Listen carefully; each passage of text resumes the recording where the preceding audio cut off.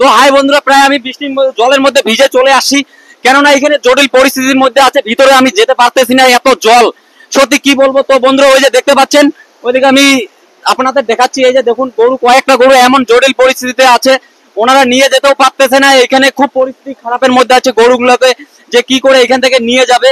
তো প্রশাসনের তরফ থেকে কিছু যদি ব্যবস্থা করা হয় তো গরুগুলো এখান থেকে বের করার, তো খুবই খারাপ পরিস্থিতির মধ্যে আছে বন্ধুরা। তো আপনারা দেখতেই পাচ্ছেন, তো এটাকে বলছে, এই এলাকাটা বলছে জলদানের পার। জলদানের পারের ওই সাইডটা হচ্ছে চারের বাড়ি প্রায় জল যাচ্ছে, খুব প্রচুর জল, কি বলবো, এটা সমুদ্র মতো প্রচুর ঢেউ হচ্ছে। এই যে আপনারা দেখতেই পাচ্ছেন আশেপাশে এত জল আসতেছে, কি বলবো, জল ডাকার যত জল, সব জল এইদিকে চলে আসে এই এলাকায় এত জল আসতেছে, প্রায় এটা সব জায়গায় নদী হয়ে গেছে। এটা কিন্তু একটা রাস্তা ছিল, পাকা রাস্তা ছিল, এই পাকা রাস্তার মধ্যে এত জল আসতেছে, এইদিকে সব সব জায়গা থেকে এরকম করে জল আসতেছে। তো আপনারা দেখতেই পাচ্ছেন খুব জটিল পরিস্থিতি, কি বলবো আর ভাষায় আমি প্রকাশ করতে পারছি না। আমি পিছনে হয়তো গেলেও পড়ে যাবো, রাস্তাটাও ভেঙে যাচ্ছে।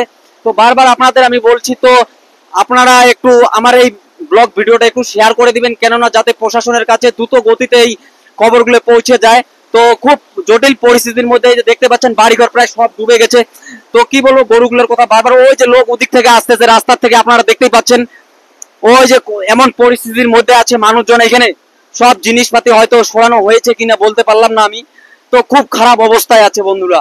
তো অনেক অনেক ধন্যবাদ আপনাদের সবাইকে।